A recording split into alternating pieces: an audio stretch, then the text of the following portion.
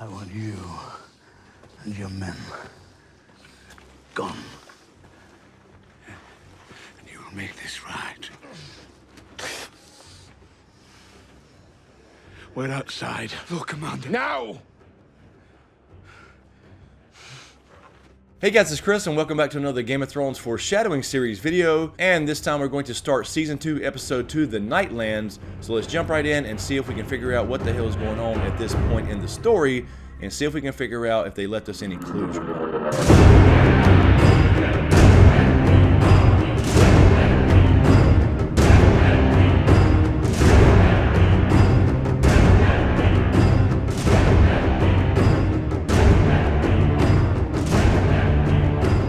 Alright, and before we get started, I want to quickly remind everybody for the holiday season, there's a couple things I can offer you guys to help out with some pricing.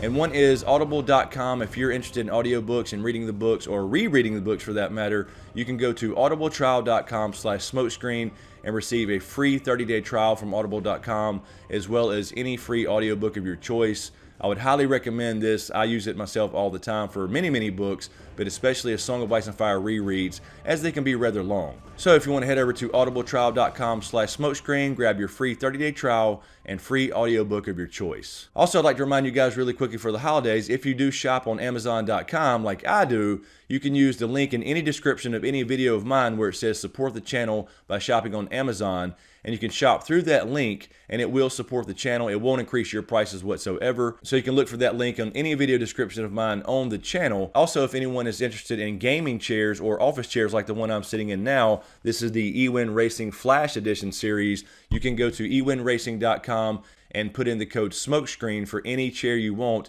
and you will get 20% off. And I will say these are badass chairs, and they're very comfortable as well. So if you sit in an office chair all day long, or you're a gamer or a YouTuber or something in any kind of office environment where you have to sit for long periods of time, I highly recommend these chairs. Again, go to ewinracing.com, enter the code SMOKESCREEN, and you will save 20%. So anyway, let's jump right into Episode 2 of Season 2, The Nightlands. And we start off at Craster's Keep, where Jon has been caught watching Craster sacrifice one of his male sons to something out there in the woods, and we hear this conversation between Jon and Lord Commander Mormont. He's killing them, all the boys.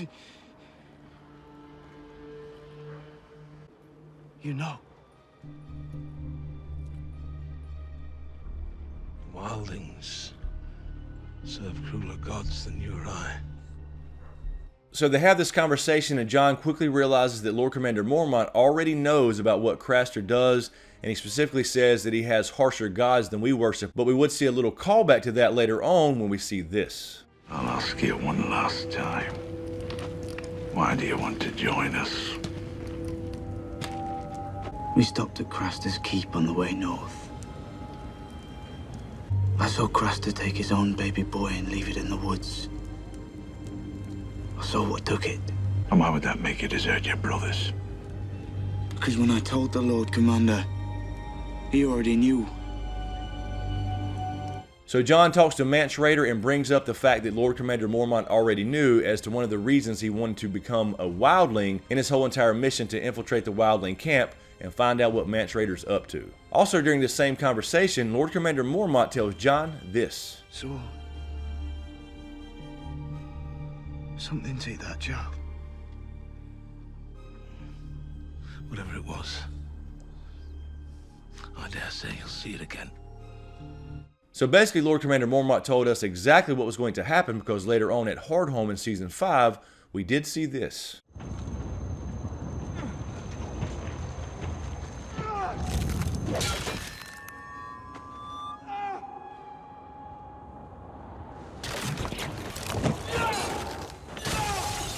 And in our next scene, still at Craster's Keep, we see Sam and Gilly getting a little bit closer.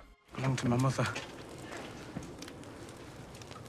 I can't take it. Please. She gave it to me before I left for the wall. You shouldn't give it away. I'm not giving it away. I'm giving it to you.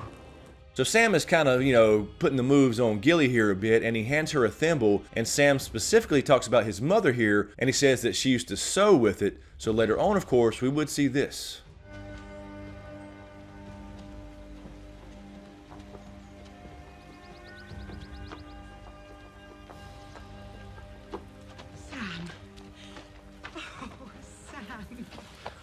Mother. This is Gilly. Oh my. You are lovely.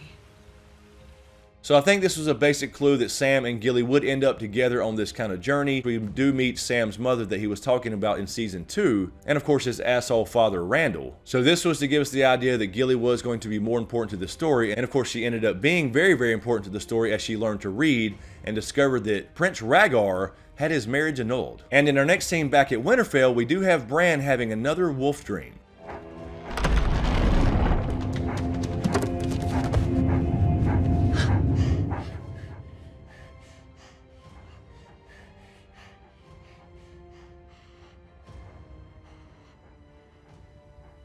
So he talks to Maester Luwin here after this wolf dream. Bran knows something's different about these dreams. Maester Luwin's still trying to convince him that magic is basically gone in the world, that it could have been a thing one time or another, and he did study magic in the Citadel, but basically these are just dreams, and all the magic in the world is gone, and the children of the forest are forgotten about.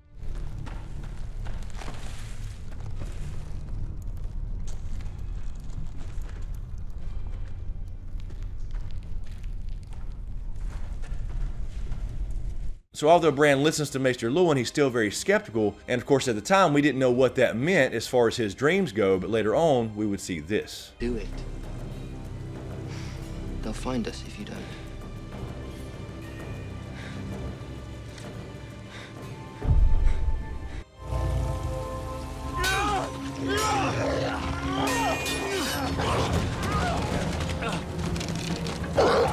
So later on when we see Bran and company heading to see Bloodraven, we do see that he was right in the first place, and he actually learns to control this power. And in our next scene we see Renly, now of course King Renly, and we're also introduced to Brienne here as we see her kick Loras's ass. Brienne of Tarth, you may ask anything of me you desire. It is within my power, it is yours. I ask the honor of a place in your Kingsguard. I will be one of your 7, pledge my life to yours, and keep you safe from all harm. Done. Rise, Brienne of the Kingsguard. So she does win the duel between her and Loras, and she asks to be put on Renly's Kingsguard, and specifically says that she would keep him safe, and of course later on we would see this.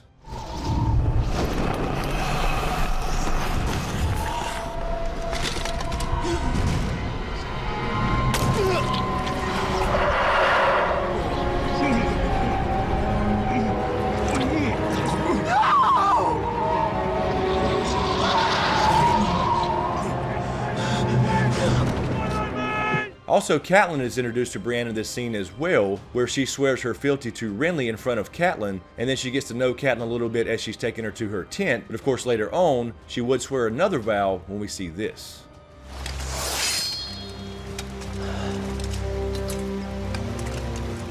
Then I am yours, my lady. I will shield your back and give my life for yours if it comes to that. I swear it by the old gods and the new. I vow that you shall always have a place in my home and at my table, and that I shall ask no service of you that might bring you dishonor. I swear it by the old gods and the new. And finally we see Theon head back to Pike after Robb needs some ships for the war. Gave me away like I was some dog you didn't want anymore. And now you curse me because I've come home.